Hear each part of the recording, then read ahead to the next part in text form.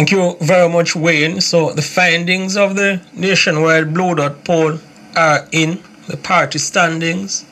If the general elections were called today, which party would you vote for? A massive 65% say they'd vote for the governing Jamaica Labour Party. 35% the PNP. We'll have some feedback on those poll findings after the break. We take a break right here on Nationwide this morning. Thank you for staying with us right here on Nationwide 90 FM. You're listening to This Morning. We're on the front page, focusing this morning on the poll, the Blue Dot poll, which speaks about the significant loss that the People's National Party has suffered when we conducted that poll. We'll have reactions now by Nadine Spence and Kevin O'Brien Chang, political and social commentators. Thank you for joining us right here. Kevin, Nadine, your immediate reaction to the poll findings? 65% said those polled they would vote for the Jamaica Labour Party if elections were called today. 35% the PNP, a massive 30% gap. Nadine? I think the reason for it is clear. I think people feel as if the Jamaica Labour Party is better at handling the COVID-19 pandemic. And I think before the pandemic, people felt as if the party was better at dealing with the economic challenges that Jamaica was facing and getting Jamaica through the economic challenges. So I think, however, during the time what we've seen is that the PNP really has been falling apart, and that is, that's pretty clear. You don't need to dig up too far to find what that means, So the issue for me, though, the greater issue that I see is what is happening with political parties, because both parties are losing support, even though it would look as if the JLP is in a better position right now. From my look at it, what is most important is that the parties are further sliding in respect of popular support. Kevin? Yes, I would agree with Nadine. Essentially what we're seeing here, the JLP declined in popularity, but the PNP declined more in popularity. It's voting for democracy, but what you going to do? That's the way it is, and if that's the way the country wants to be governed, so be it. The PNP has been disastrous, but the JLP has been disastrous with handling of crime. And I think that's the main reason both the public is turned out both parties, both of them ignore crime. It's been the number one problem ever since. I mean, you have things once in a while, the economy becomes more important, now COVID. But consistently, for 30 years, people are worried about crime. We had the highest homicide rate in the world last year. It's up 10% this year. And neither party care. So the public is turned off. These guys are not wanting to focus on what we want them to focus on. Yes, COVID is here all over the world. You have to fight it. And the JLP has done a reasonable job there. And the PNP has not really contributed much, hence their decline. But the larger problem is the politicians are just not in sync with the populace. Do you think, Kevin, that our failure to focus on crime whilst we seek to combat COVID has significantly affected how the Jamaica Labour Party has been viewed? Of course. If you look at it, the previous ratings, that's exactly where Mr. Holness is getting failing ratings. Mm-hmm. That's why he remains fairly popular, especially this time. But he's below where he used to be. But when you look on the PNP's ratings, the crime and the corruption is where the JLP has fallen. But you look on the ratings for the PNP, they're seen as less capable of handling those than the JLP. Mm-hmm. So as I said, the politicians are simply out of sync. Well, deliberately or what, they know the situation too. But they refuse to tackle the underlying problems that the public wants tackled. It's as simple as that. Are crime and corruption major voting issues for the Jamaican electorate, though, Kevin? And I ask you because, for example, in 1989, the murder rate just under 400 or there and thereabout. By 2005, we had a record high of 1,674, 4 consecutive terms for the administration of Prime Minister Percival Patterson, scandal after scandal, and, electoral success. Are those two issues key voting matters that the Jamaican population take into consideration, as you have suggested? Yes and no. They because there's no better barrel. The corruption, not since 1990 has a Jamaican politician been gone to jail for anything. 30 years. We must either have the most honest politicians in the world, or the system does not work at all. And the crime, same thing. Neither of them are tackling it. So the party support, it's not a voting issue, but the number of people voting going down. That is the main reason, I think, why people just are turned off the system. We want crime fixed, and neither do we want to fix it, so why should we bother vote? I mean, but still in the end, does it matter for the party to govern? No. What party has to govern?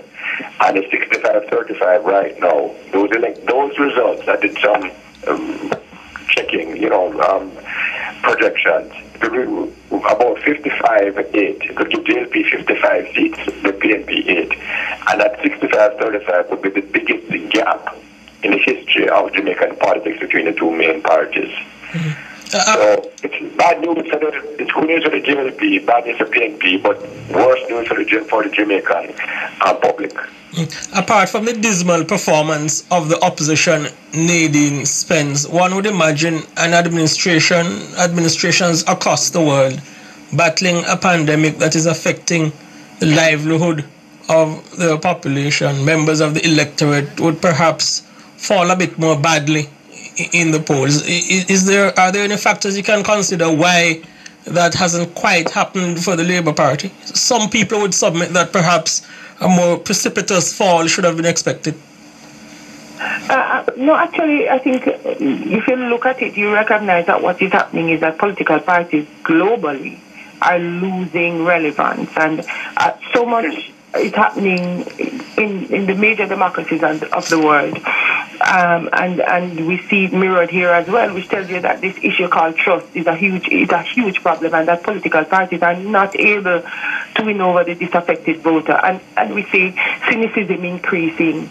More and more people are not willing to believe the political leadership, and people feel as if they cannot give them the trust that their trust, because they feel as if they have squandered and wasted opportunities to ensure that the populace develops at a pace that people expected when they supported parties. And not only that, I think political parties are not organizing themselves effectively to engage the population. I think they are becoming more and more polarized and are more and more catering to the few people who are supporting them. So while I think that certain critical issues are turning people off, I think that there is an underlying issue of one, trust, but also two, of the functioning of political parties and them being able to reorganize themselves to meet the electorate who is not the voter who is a diehard voter. How are they going to get young people on board? How are they going to get more and more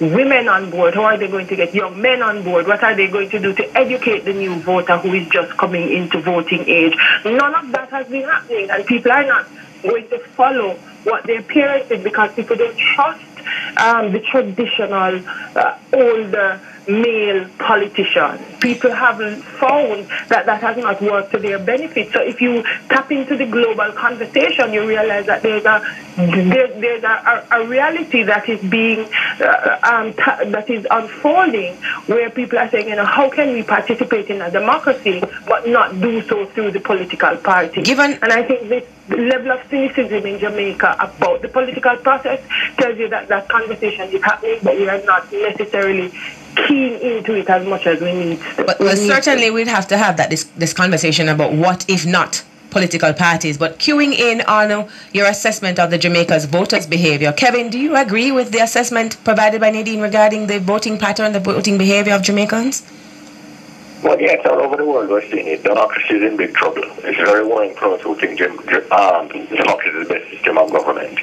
Social media is a big factor. Social media has made people polarized and also made them stupider. We thought it would increase the knowledge of people, but instead they're following fake news rather than real news. We're seeing from vaccinations, that the social media has had a very negative effect on the political discourses all over the world. But you have to look at what's in front of your nose. We have to be governed. And to get the trust of the parties. The parties simply have to pay attention to the people. But I don't say people, if you are focused on what I'm interested in you. But if you start talking about other stuff that I'm not interested in and the things I really want to be not dealing with, I'm going to turn off. And crime is there. And crime is in front of our noses. But of course, the crime, it's not only the politicians, the private sector, the churches, the social, the NGOs, the social, what we call them, the ones who are not supposed to be a parties, but are supposed to talk for the people, like the corruption institutions and stuff like that, right? They are human rights people. Crime has dropped totally out of the debate. It's up 10%. Do I hear anybody talking? No. But we know what we need to do about crime, We need to tackle the garrison to 80% of the murders take place. I wanted to get your perspective, Kevin. I wanted to get your perspective, Kevin, and also perspective of Nadine on this matter. Mark Golding elected PNP president on November 6, I believe, 2020. Golding's surrogates, including the Willom MP for North West St. Anne and his current General Secretary, Dr. Dayton Campbell, a critical part of the argument they made to the delegates of the PNP is that Peter Phillips was performing poorly in the opinion polls.